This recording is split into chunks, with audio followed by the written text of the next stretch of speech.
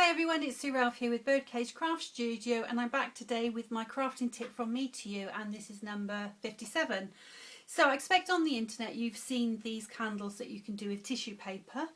Now this is the sort of a larger pillar candle, but what I'm going to do today is I'm going to show you how you can make the candles that goes into these boxes. Now this is a box by Pootle's Crafting, so if you go on to YouTube you should be able to find lots of different techniques to make boxes and various other things by Sam.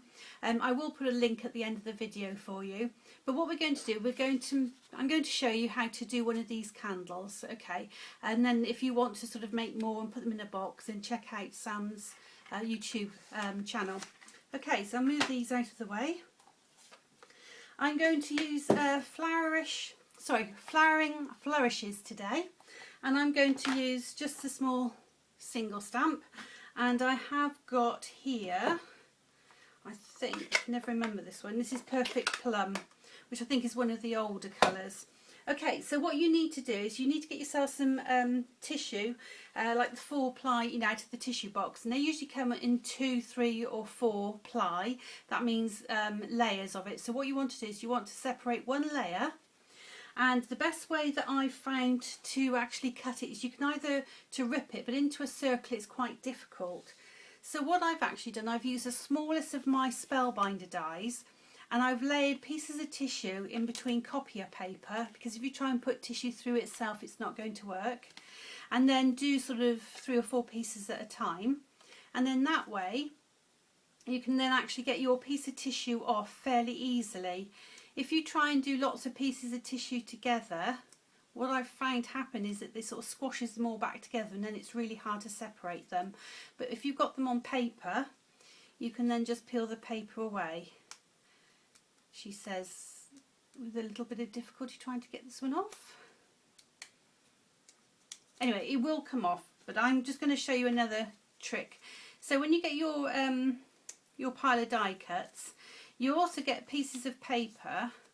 Now, to make it easier for yourself, put the piece of paper in half, and then half again, or quarter it, so then you end up with a segment. And the reason for doing this is that what you can then do is bring in your hole punch, and you will be able to find the centre by folding it like this, and just put a little mark in with a pen, and then you'll know when you go to do your tissue paper, you can put that on top, get your hole punch, put it up to the hole, and then that way you know that you've got in the centre, and that will then just drop over the wick.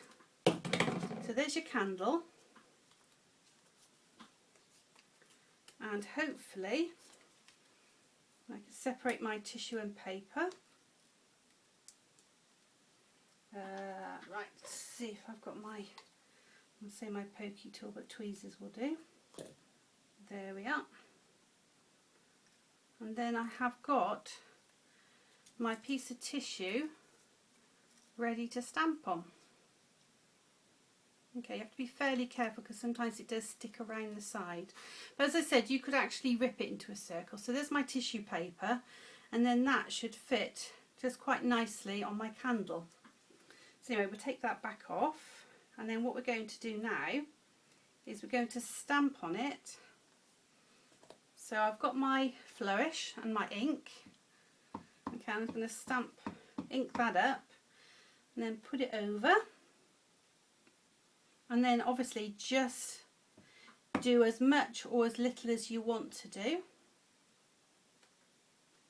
Okay, and then what I'm going to do then is I'm just going to pick it up very carefully, put it onto my candle, just drop it in.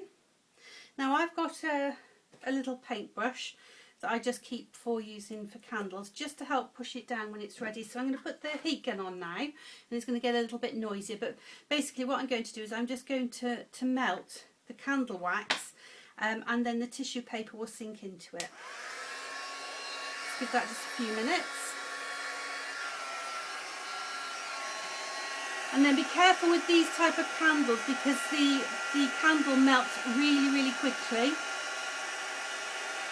You just want to make sure that you don't over wet the candle, overheat the candle. Then if you need to go in with your paintbrush, just to make sure that all those edges are down nice and flat. And then once you've got your design on, like so, you can then go in just to decorate the side. And what I've done, I've cut a strip of this is pattern paper, and all you need to do is just measure the depth of your candle. Some of them are slightly different. I know the IKEA ones are slightly bigger, so you just need to measure that. I put double-sided tape on the inside, so I'm just going to take that off, and then I'm just going to put it on the side just very carefully and make sure that you get those two ends marrying up. Go all the way around the candle, and that's just to sort of decorate it a little bit extra. And make sure that these 2 points here marry up so that they're not overlapping, you know, that the top part matches the bottom part. And there we have that. And then what you can do, you can always finish off. You can put a little bow or a pearl or something on it. I'm going to have a couple of pearls here. I think I'm going to pop them over the line of where I sort of cut the paper. Okay, oh, that one doesn't have any glue on the back of it. Let's pop those on there, like so. And then you can either pop them into your gift box, or yesterday I did cut out one of the little die cuts using the crease pad to show everybody. So you can then just slip that into your little handbag, and that would make quite a cute little gift for a birthday, or you know, just to sort of give them to somebody, or even if you're doing craft fairs, you could make one, or you could make quite a few and sell these with little bits and pieces in. And that's the finished article. So I hope you've enjoyed that little tutorial today, and I'll be back with a different one tomorrow. See you then. Bye.